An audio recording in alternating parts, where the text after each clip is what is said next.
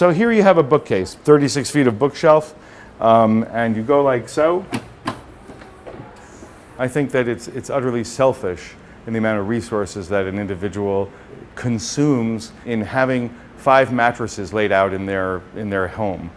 And you see a bed, and the bed actually stays in place, and now you can bring the bed down. And again, everything works with your fingertips. The bed is dead. It's just that simple. It's time to use those bedrooms in a much more functional way. With the value of real estate changing so much, resources becoming scarcer and scarcer, the population growing, urbanizing, space is much, much more to premium. So again, you have 36 feet of bookshelf. It's a 6-foot cabinet with a queen bed. And then you have your desk right here. And then you have a desk. So you have 36 feet of bookshelf, a 5.5-foot desk, and a queen bed with a headboard, all in the space of 2 by 6 feet. It's just a better utilization of space.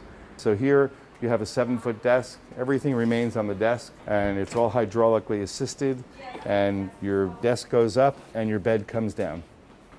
Space saving is a misnomer. It's just a rethinking and reinventing the way space is thought of, because space needs to just be utilized better. Whatever's on the shelf stays on the shelf. And yes, it is a bed, but you don't realize it's a bed. You just put your finger in the shelf and you gently pull on the shelf, and down comes the bed. The sofa deconstructs itself, and there's your bed. And it's a complete queen-size bed. The bed base weighs almost 600 pounds, and you lift this with your fingertips. If you put more weight on the shelf, we give you an Allen key, and you just turn this, and it tightens the tensioning of the system so that the help in lifting the bed and the damp and the drop of the bed remains constant, so that 600 pounds just takes a little flip of the fingertip, and there it goes. And you have your den back. This is a system called the Poppy board. This is actually in the Museum of Science and Industry in Chicago in the House of the Future. You have a 7-foot desk.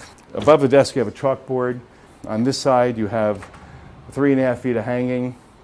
You can do hanging both sides or shelves both sides, whatever you wish.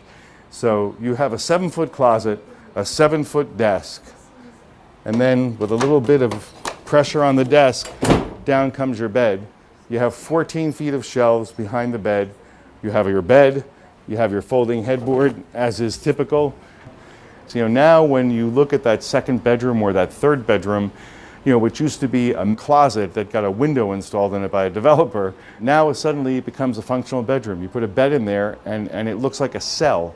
You put this in there and you have, a great place for a kid that, who crafts and work, and you just raise the bed and it will go right up. It's like counterweighted, so it almost closes by itself. These things have real style. And the reason that they can be styled is because the technical expertise in the manufacturing is so substantial, because you have now clearances that are so small, that they just look like the standard clearance of a piece of furniture. So if you're going to make a cabinet or a cabinet door, it doesn't have that much more reveal than just a regular cabinet door does. So you're not looking at gaping holes and giant clunky hardware and big pieces of overlaid molding trying to hide different things. You're basically looking at the essence of design, the essential of the design, and you're getting all the function without giving up the design. Here you have a 9-foot sofa. It's really a 5-person sofa. There's been other wall beds and Murphy beds in the past, but the problem is that they really didn't do anything other than sit there and do nothing. You had a 2-foot deep clunker in your room, and you couldn't put anything in front of it. So this recreates the use and reinvention of the space, because you have a sofa, or you have a desk, a work surface, or you have a bookcase, and anything that's on the shelf stays on the shelf. That's fully functional as its own object, as a desk, as a sofa. And then when you bring the bed down, the bed is a real bed. It's fully sprung. It has a sprung base. The cabinet's only 13 inches deep. It's a whole different parameter of what the category was previously thought of. We encounter constantly growing families. Growing means less space, so what do? So here you have your bed. And then up here, again with your fingertips, you have another bunk bed. It has a full protective barrier. And this cabinet is 12¼ inches deep. So it takes up the depth of a bookcase, practically nothing in a room. A ladder that locks in place and is, becomes structural. And the interesting thing about this, one of the very interesting things about this bed, is when you remove the ladder and you wish to make the bed, all you have to do is release this lever and the mattress comes down to you, and you can make the bed standing on the floor. And just you make the bed and you put it back up and it's locked back in place. Tuck and fold, and everything is piston operated, works with your fingertips, and then up here you have 7 feet of storage. The kids want to play, you just fold up the beds and you have your entire room back. So here you have a nice little sofa for a young adult. Maybe you need 2 guest bedrooms because you've got 6 kids and 14 grandchildren, but perhaps those bedrooms don't need to be just beds sitting there. So here you have a coffee table, and the coffee table turns into a dining table in just a few seconds. The whole point of this furniture is that you occupy or purchase a space, and instead of occupying that space in the way it's been prescribed for you, you can determine how that space is to be utilized and occupied.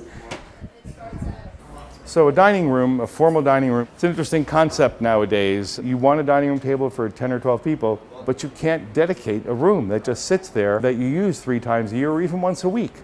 You can extend the console from 17 inches to 117 inches. It has 5 leaves, and you can use whatever amount of leaf you want. The leg is adjustable, so depending upon the number of leaves. It's an aluminum bridge essentially, and it all just goes back together. Well, here's the table you can see with 4 leaves in it. This is 97 inches. We leave it with 4, but you can put your 5th leaf in. 117 inches. Here you have another example of the bed is dead. You have a desk or a dining room table. With your fingertip, you go like so. This releases the bed and it automatically goes down, and the bed comes down over the table with your fingertips, and there you are. And it's a regular bed. There's no gap between the mattress and the headboard. There's no place for your pillow to fall into. When you're paying $100,000 for the room, $200,000, $300,000 for the room in a highly populated urban market. Now you've captured another room. You have a 3rd room, and you've saved yourself $150,000, $200,000. And there's your table.